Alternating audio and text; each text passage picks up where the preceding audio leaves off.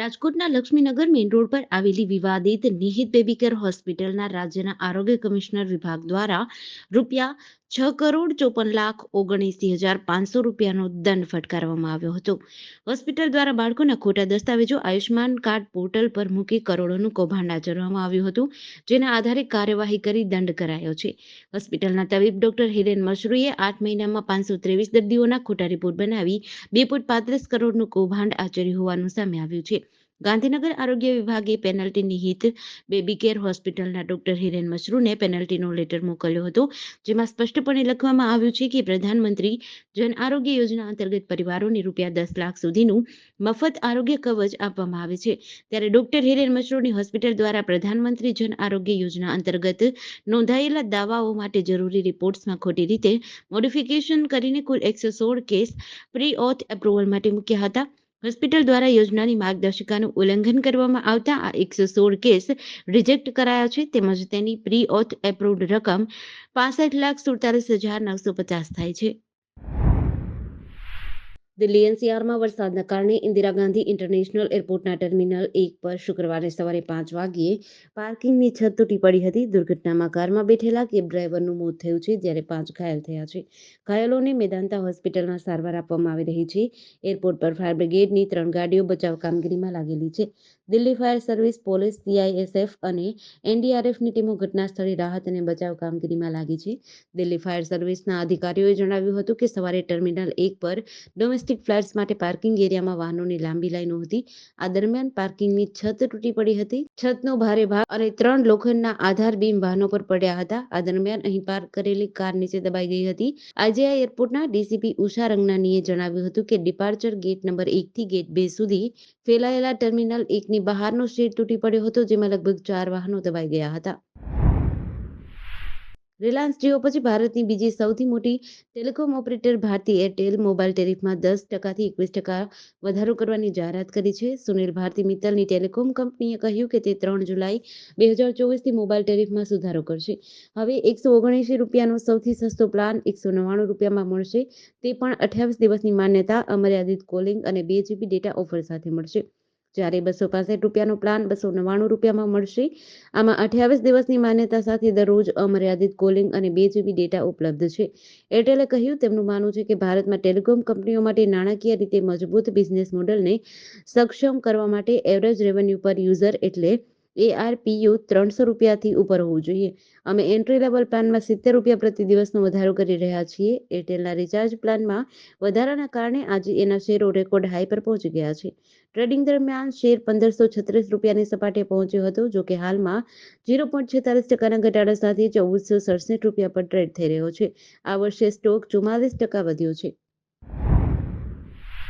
ઉપલેટા પંથકમાં શનિવારે કોલેરાથી 4 બાળકના મૃત્યુ નિપજ્યા બાદ 2 બાળકમાં ઝાડા ઉલટીના લક્ષણો જણાતા તેના સેમ્પલ લઈ જામનગર મેડિકલ કોલેજ ખાતે ટેસ્ટિંગ કરાવાયું હતું.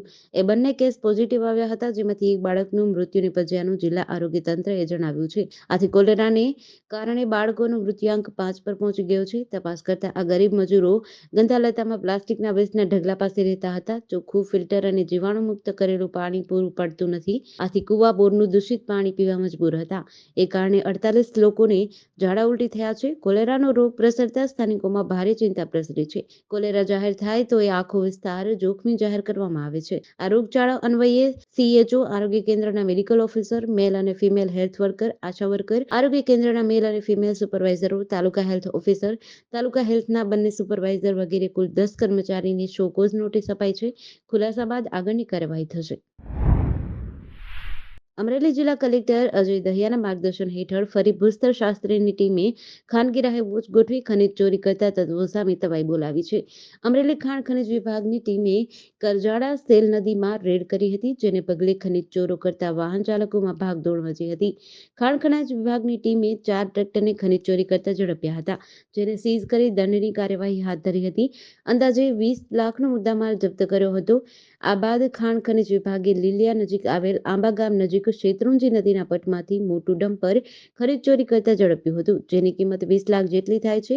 અમરેલી ખાણ ખનીજ વિભાગ દ્વારા કુલ 40 લાખ ઉપરાંતનો મુદ્દામાલ જપ્ત કરી મોટી કાર્યવાહી હાથ ધરી છે.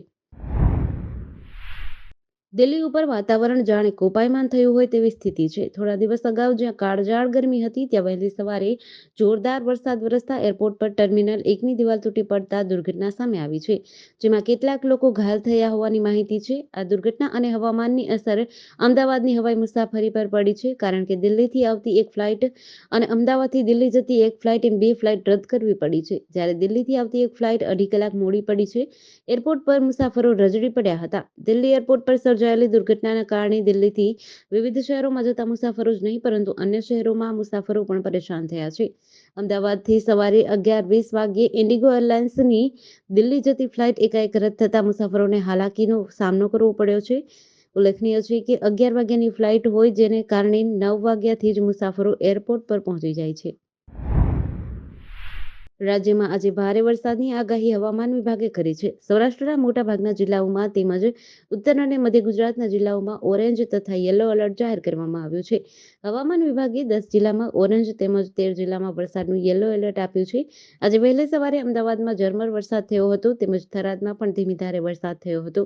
ગઈકાલે પણ રાજ્યમાં ધોધમાર વરસાદ વરસ્યો હતો. આજે સવારે 6 વાગ્યે પૂરા થતા 24 કલાકમાં રાજ્યના 114 તાલુકામાં વરસાદ થયો હતો, જેમાં સૌથી વધુ સાબરકાંઠાના પોશીનામાં 2 ઇંચ જેટલો વરસાદ પડ્યો હતો. ત્યારે વહેલી સવારથી સુરત સહિત દક્ષિણ ગુજરાતમાં વરસાદી માહોલ જામ્યો છે. બોટાદ જિલ્લામાં વરસાદી માહોલ બરાબર જામ્યો છે. બોટાદ શહેર તેમજ જિલ્લાઓમાં ધોધમાર વરસાદ પડી રહ્યો છે. બોટાદ શહેર સહિત જિલ્લાના ગ્રામ્ય વિસ્તારોમાં વરસાદ જામ્યો છે. જિલ્લાના ગઢડા, ઢસા, ગોરડકા, ટાટમ, ઢસા, નાગલપર, જોટીગડા સહિતના ગામોમાં ધોધમાર વરસાદ શરૂ થયો હતો. વડોદરા શહેરમાં રોંગ સાઈડ જઈ રહેલા વાહન ચાલકો સામે ઝુંબેશ ચલાવવામાં આવી રહી છે. ટ્રાફિક પોલીસે છેલ્લા 6 દિવસમાં શહેરમાં રોંગ સાઈડમાં ચલાવવા આવતા વાહન ચાલકો સામે કાર્યવાહી કરી છે. પોલીસે 200થી વધુ રોંગ સાઈડમાં આવતા વાહન ચાલકો સામે ફરિયાદ નોંધી હતી અને 500 જેટલા લોકો પાસેથી દંડ ભરાવ્યો હતો. આજે આ ડ્રાઈવનો અંતિમ દિવસ છે અને હજુ શહેરના વિવિધ 10 જેટલા પોઈન્ટ પર આ ડ્રાઈવ ચાલુ છે. 7 દિવસની ડ્રાઈવ બાદ પણ લોકોમાં ટ્રાફિક સેન્સ જોવા મળી રહી નથી. પોલીસની હાજરીમાં જ વાહન ચાલકો રોંગ સાઈડમાં આવી રહ્યા છે. ગત શનિવારથી શરૂ થયેલ રોંગ સાઈડ ડ્રાઈવમાં આગામી 3 દિવસ પોલીસે માત્ર વાહન ચાલકોનું કાઉન્સેલિંગ અને દંડ કરાવ્યો હતો. ત્યારબાદ ચોથા અને પાંચમા અને છઠ્ઠા દિવસે ફરિયાદની કાર્યવાહી કરી હતી, જેના અંતિમ દિવસ છે. ત્યારે હજુ વાહન ચાલકો પોલીસના ડર વિના સામે આવી રહ્યા છે અને દંડ સાથે વધુ ઈ-ચલણ ઇસ્યુ થયા હોય ત્યારે ફરિયાદની કાર્યવાહી કરવામાં આવી રહી છે.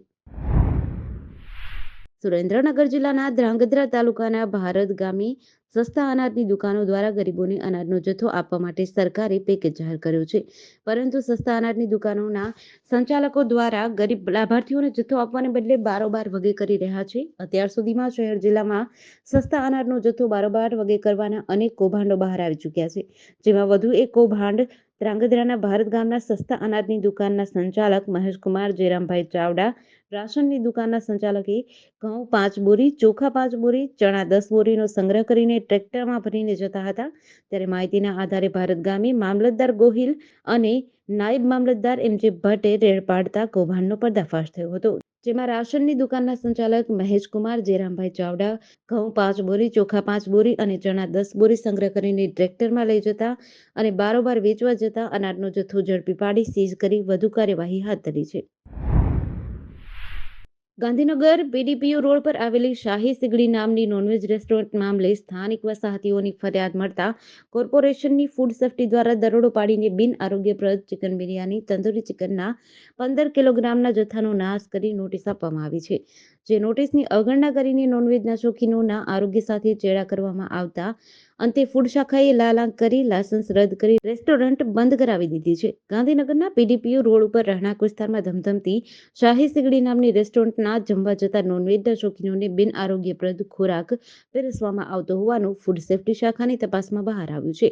આ મામલે સ્થાનિકોએ મ્યુનિસિપલ કોર્પોરેશનની ફૂડ સેફ્ટી શાખાને ફરિયાદો કરી હતી, જેના પગલે ફૂડ સેફ્ટી ઇન્સ્પેક્ટર હેમેન્દ્ર વાઘેલાએ પોતાની ટીમ સાથે રેસ્ટોરન્ટમાં દરોડો પાડ્યો હતો. રેસ્ટોરન્ટના કિચનની તપાસ કરતા ગંદકીની સાથે બિન આરોગ્યપ્રદ નોનવેજની આઇટમો બનતી હોવાનું સામે આવ્યું હતું, જેના કારણે વધુ તપાસ કરતા બિન આરોગ્યપ્રદ ચિકન બિરયાની અને તંદૂરી ચિકનનો આશરે 15 કિલોગ્રામ જેટલો જથ્થો મળી આવ્યો હતો.